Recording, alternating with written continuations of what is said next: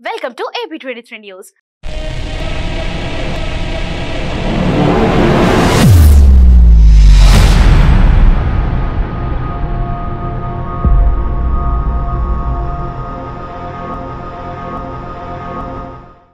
అరటి పండ్లు అతిగా తింటే ఏం జరుగుతుందో తెలుసుకోకుంటే మీకే నష్టం. అరటి పండు చాలా మంది అరటి పండును ఇష్టంగా తింటారు. అరటి పండులో ఉండే పోషకాలు మన శరీరానికి ఎన్నో ఆరోగ్య ప్రయోజనాలను చేకూరుస్తాయని వాటిని ప్రతిరోజు తినేవారు ఉన్నారు.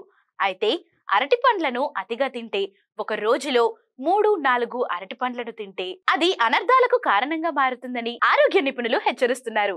అరటి పండులో ఫుల్ పోషకాలు. అన్ని సీజన్లలోనూ దొరికే పండు అరటి పండు.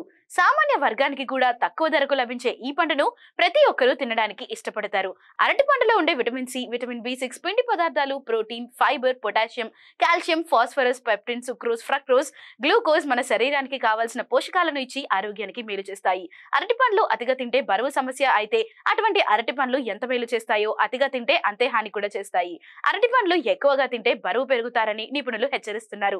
రోజుకు 1 నుంచి 2 పండ్ల కంటే ఎక్కువ అరటి పండ్లు తినకూడదని చెబుతున్నారు.